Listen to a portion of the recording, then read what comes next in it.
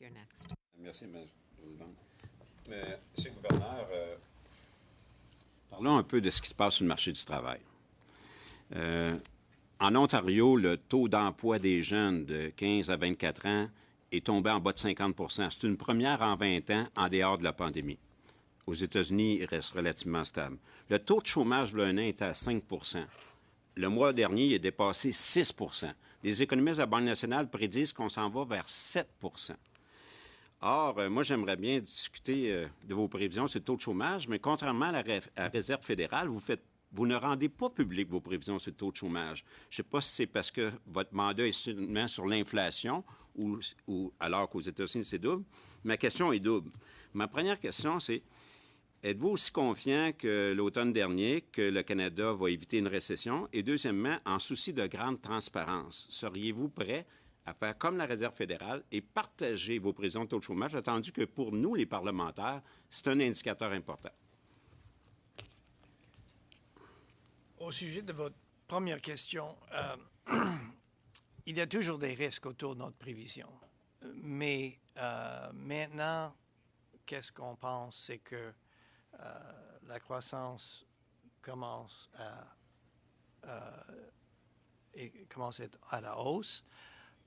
Probablement, il y aura un retard avec le marché du main-d'œuvre. Ça s'ajuste un peu plus lentement que le PIB.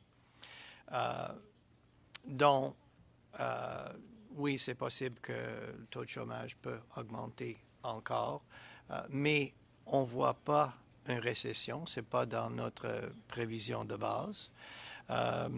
On n'a pas vu depuis le début une récession. Et à ce point, plusieurs ont dit qu'il y aura une récession. À ce point-ci, il n'y a pas de récession. Oui, il y a toujours des risques autour de notre prévision, mais comme j'ai déjà mentionné, ça marche. Oui, politique monétaire, c'est difficile pour plusieurs mondes. Ça prend trop de temps. Tout le monde veut qu'on baisse le taux d'intérêt maintenant. Mais ça marche. Nous sommes dans la bonne voie. On ne pense pas qu'on aura une récession. J'espère que notre prévision sera réalisée. Cependant, Monsieur le gouverneur, le PIB par habitant au Canada est en déclin depuis plusieurs trimestres. On est revenu au niveau de 2016, alors qu'aux États-Unis, il excède de 12 % au niveau 2016.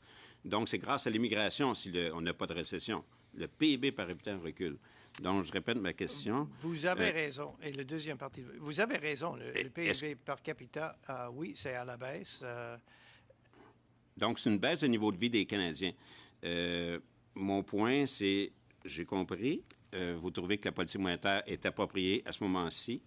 On peut avoir une différence. Mais seriez-vous prêt, dans une grande transparence, vous êtes de plus en plus transparent, vous rendez public, est-ce que vous seriez prêt, comme la Réserve fédérale, à rendre public vos prévisions sur le taux de chômage pour que nous sommes en mesure de discuter de vos visions sur le marché du travail?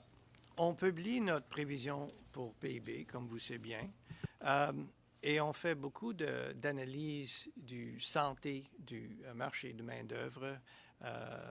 Nous avons beaucoup élargi notre indicateur du santé du marché de main-d'œuvre dans les années récentes, surtout pendant la pandémie. C'était très important, c'est toujours important, mais quand il y a plus de 3 millions de Canadiens en chômage, c'est très important. À notre avis, à notre opinion, c'est difficile d'avoir une sommaire de tout le marché du main-d'œuvre dans un chiffre. Donc, si vous regardez notre site web, oui, le taux de chômage, taux d'emploi, aussi les taux de participation, on regarde les jeunes, les femmes, les hommes. Donc, c'est vraiment en regardant les indicateurs en total que nous avons une sens de la santé du marché de main-d'œuvre. Et ça, c'est important dans la conduite de la politique monétaire. Thank you very much.